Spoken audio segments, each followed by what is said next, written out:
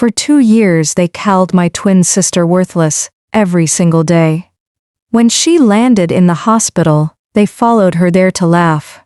I kissed her forehead and said nothing. The next day I walked into school wearing her face. They saw me and got excited. I was more excited. I had a black belt and 4 years of rage. The day my sister landed in the hospital, I was in the middle of a sparring session when my mother called. I know what happened. Because Emma's friend Lily was there and told me afterward, in the specific detailed way, that witnesses tell things when they need someone else to carry the weight of what they saw.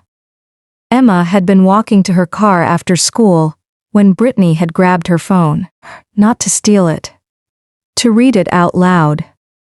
There had been a message on the screen from a boy in Emma's English class, something ordinary, something that was nobody's business, and Brittany had read it in a loud voice for the small crowd that had gathered the way crowds gather around cruelty, quickly, without being invited.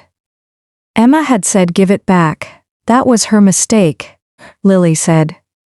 Not because asking was wrong. Because her voice shook when she said it. And Brittany heard the shake, and Dee stepped forward and shoved Emma's shoulder, hard, not hard enough to knock her down, but hard enough to communicate that knocking her down was available as an option, or spaz. Emma had reached for the phone and Brittany had held it above her head, the way you hold something above a child who is too small to reach it. And Kayla had laughed, and Emma had said give it back again, and this time Dee shoved her properly. Emma fell. She hit the concrete step with her cheekbone and her lip, and she lay there for a moment while the crowd went quiet in the way. Crowds go quiet when something has gone further than they expected. Brittany dropped the phone on the ground next to her, and the three of them walked away. Lily called my mother. My mother called me. I was at Mr. Yoon's studio, with my sparring gloves still on when my phone rang. I listened to my mother's voice, and I said I would meet her at the hospital. And I took off my gloves, and I put them in my bag, and I walked out without changing. Which Mr. Yoon allowed without comment, because he had known me for 4 years, and he understood that something had happened. Emma was already in a room when I arrived. She was sitting up on the hospital bed, and she had a bruise along her left cheekbone that was already going dark and a split in her lower lip that the doctor said would need 2 stitches. She was not crying. She had her hands in her lap. And she was looking at the wall. And she was doing the thing she had always done when something was very wrong, which was to go completely still, to make herself as small and undemanding as possible, as if taking up less space might make the situation easier for everyone around her. I sat in the chair beside her bed. I did not ask what happened, because Lily had already told me. I did not say it's going to be okay, because I did not know that it was. I took her hand and I held it, and I looked at her face, which was my face, the same nose and jaw, and the same way our eyes crease at the corners, and I thought about the concrete step, and the phone held above her head, and Dee's hand on her shoulder, and the crowd that had gone quiet one beat too late. Emma looked at me. She looked at me the way she always looked at me, and me completely. The way that had always made me feel that she could read things in my face that I had not decided to show yet. Don't, she said. I haven't done anything. I said, you're thinking about doing something. I'm sitting here, holding your hand, I said. She looked at me for another moment. Then she looked back at the wall. He used to do that, she said. And I knew immediately who she meant, because there was only one he that Emma ever meant, when she spoke in that particular quiet voice, the one she used for things she had carried a long time. Dad. When I would cry, he would go very quiet. Not a kind quiet. The kind that meant I had done something wrong by crying. She paused. I used to practice not crying. In my room, by myself, I would think about things that made me sad, and practice not letting it show on my face. I did not say anything because she was not finished. I was 5, she said. I practiced not crying when I was 5 years old because I thought if I could get better at it, he would stop looking at me that way. The room was quiet. Down the hall someone was talking in a low voice, and a machine was beeping its steady rhythm, and the light through the window was going orange with late afternoon. He looked at me like I was a mistake, Emma said. I used to wonder if I was, if I had just been born different, a boy, or quieter, or something. If he would have stayed. He left because of who he was, I said. Not because of who you are. I know that, she said. In my head I know that. She looked at her hands in her lap. It's different from believing it. The nurse came in shortly after to tell me that 3 girls had shown up in the waiting room.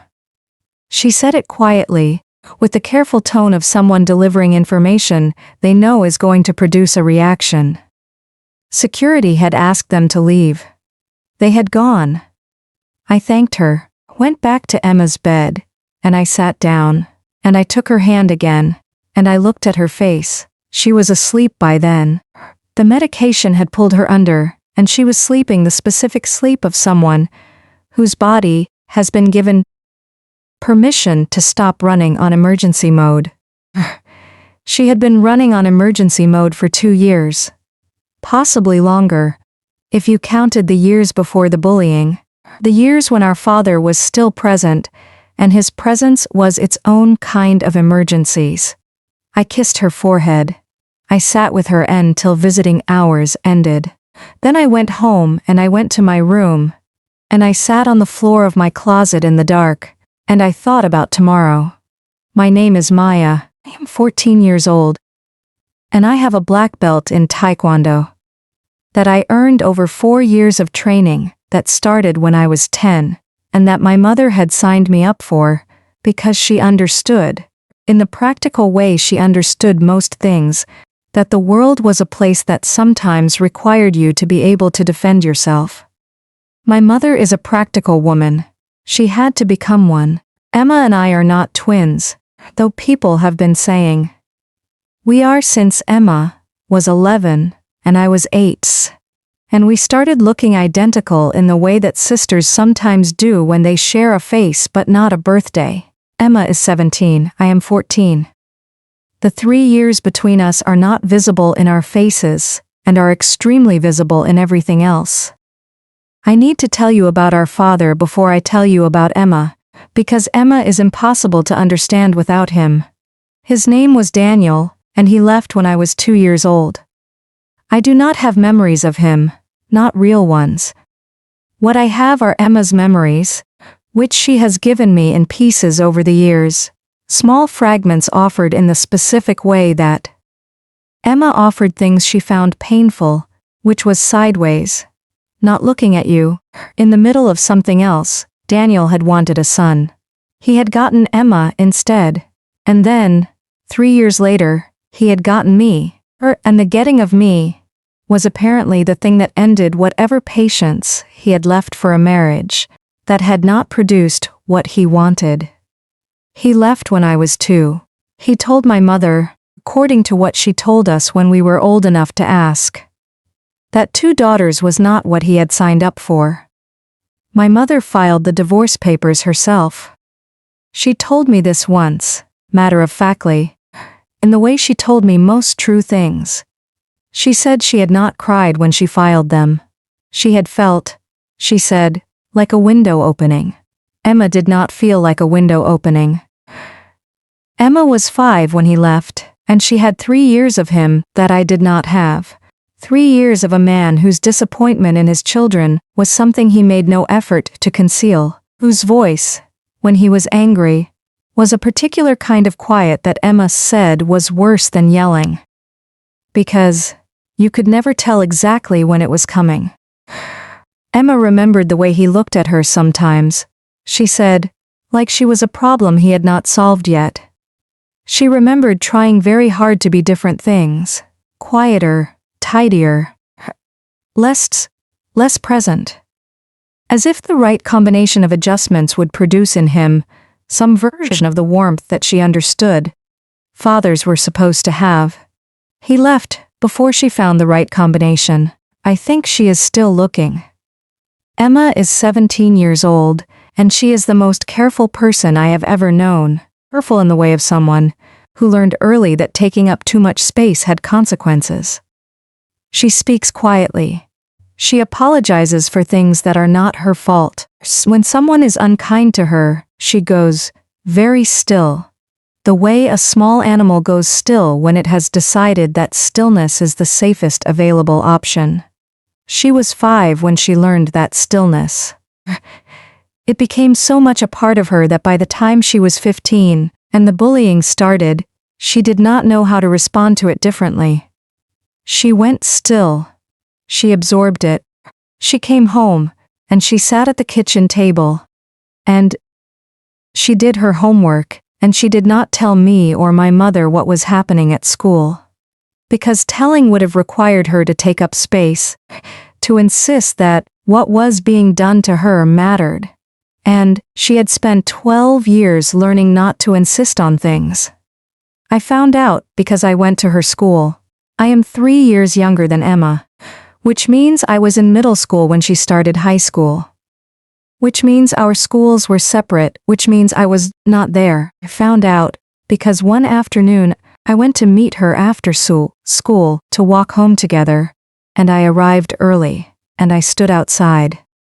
And I watched 3 girls surround her on the steps and say things I could not hear from where I was standing, but whose effect I could see clearly, which was that Emma got smaller.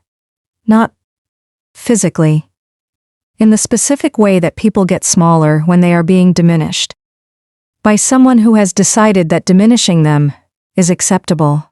I had never seen anyone do that to my sister before. I had seen my sister be quiet, be careful, be apologetic for things that were not her fault. I had not seen her be diminished by someone who was choosing to do it. The distinction hit me somewhere specific, somewhere behind my sternum, and I stood outside her school, and I watched it, and I felt something that I did not have a name for at 11, but that I understand now as the particular fury of witnessing harm done to someone you love and being too far away to stop it. I trained harder. I had been training for a year at that point. Once a week, casually, because my mother thought it was good for me to have a physical outlet, and I had agreed without much thought. After that afternoon, I started going 3 times a week, and then 4. And I stopped thinking of it as an outlet and started thinking of it as preparation, which is a different thing. My instructor, a man named Mr. Yoon, who had been teaching taekwondo in our neighborhood for 20 years, noticed the shift. He did not ask about it. He trained me accordingly. The bullying continued for 2 years. I know this because I made it my business to know, which meant going to Emma school sometimes. Standing where I could see without being seen, watching the 3 girls. Their names were Brittany, Kayla, and a girl everyone called Dee. Do what they had apparently decided was acceptable to do to my sister every day. They called her worthless.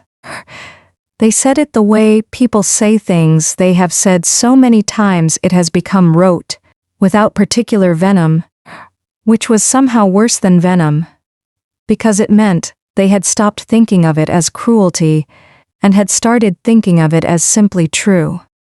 Emma never told them to stop. She went still, and she waited for it to be over, and then she walked away, and the next day she came back, and it happened again. I wanted to intervene 100 times over those 2 years. I did not, for reasons I have thought about a great deal since, and that I still do not fully understand. Part of it was that Emma had not told me, and doing something about it felt like admitting I had been watching, which felt like a violation of her privacy. Part of it was that I was 3 years younger, and the power dynamic of high school was not something I fully understood yet. Part of it was that I was waiting for the right moment, which is what I told myself. Though, I am not certain it was entirely true. Then Emma ended up in the hospital, and 3 girls showed up in the waiting room to laugh. And I sat in the closet in the dark, and I stopped waiting. The plan was simple. Emma and I were the same height and wore the same size. Her school bag was in her room. Her student ID was in the front pocket.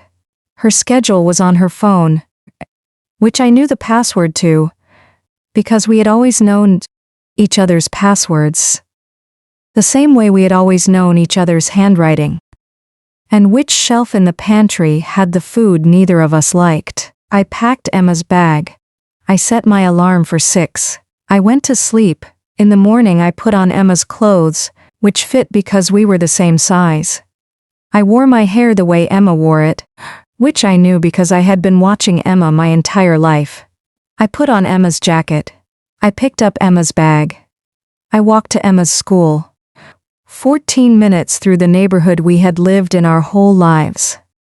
Brittany saw me first. She was standing by the front steps with Kayla and Dee, the 3 of them in their usual configuration, and she looked up when I came through the gate, and her face did the thing faces do when they see something expected.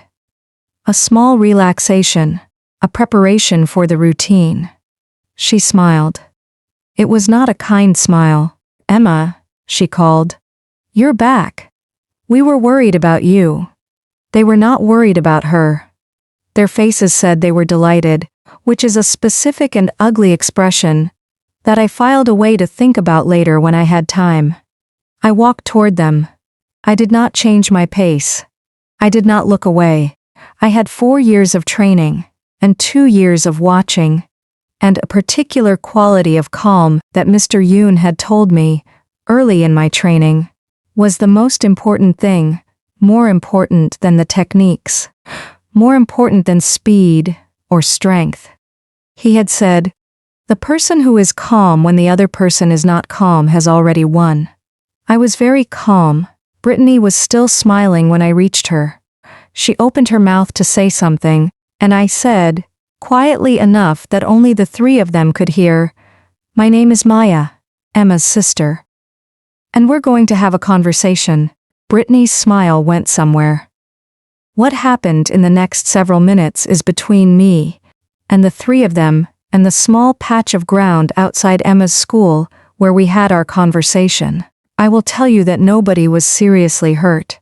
I will tell you that a black belt in Taekwondo means you have been trained, among other things, in how much force to use and when, and that Mr. Yoon had spent 4 years making that distinction extremely clear to me.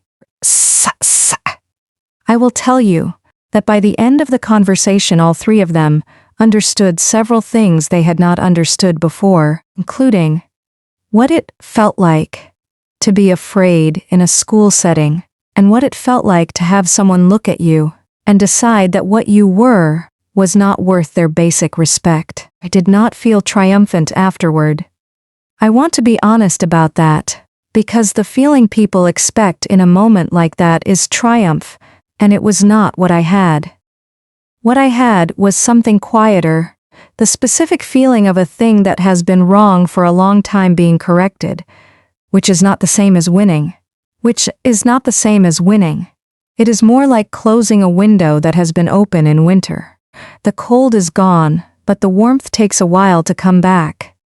I went to the hospital after school. Emma was awake. She was sitting up in the bed with a book she was not reading, holding it open to the same page it had been open to when I came in. She looked at me, and her eyes went to my clothes, which were her clothes, and she understood immediately, the way she always understood things about me, faster than words. "Maya," she said. "Hi," I said. "What did you do?" "I had a conversation," I said. "It went well." She looked at me for a long time. Emma has a way of looking at people that is different from other people's looking, more complete, likes. She is reading something that other people do not know is written there. She has looked at me this way my whole life, and I have never learned to be anything other than completely honest under it. "Are you okay?" she said. "I'm fine," I said. Are you? She put the book down. She did not answer the question directly, which was Emma. Instead she said, You didn't have to. I know, I said. I could have handled it. I know that too, I said, but you didn't have to handle it alone. She was quiet for a moment.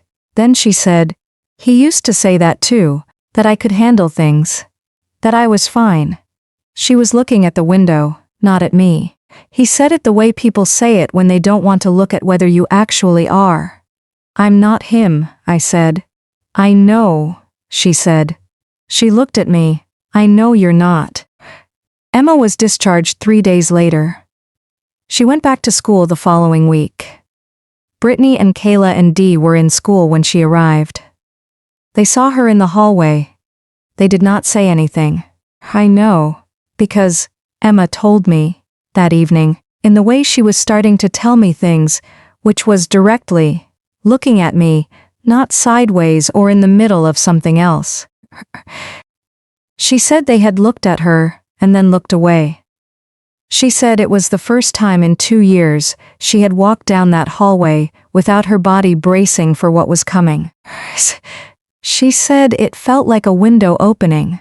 I thought about our mother saying the same thing about the divorce, about Daniel leaving, about the first morning of a life that was hers, to organize without someone else's disappointment in it. A window opening. I thought it was the most accurate description I had ever heard for a specific kind of relief, the kind that comes not from gaining something, but from the absence of something that has been pressing down. For so long you have forgotten what it felt like before the weight arrived. Emma is still quieter than me. She is still careful in ways I am not, still apologizes for things that are not her fault, still goes.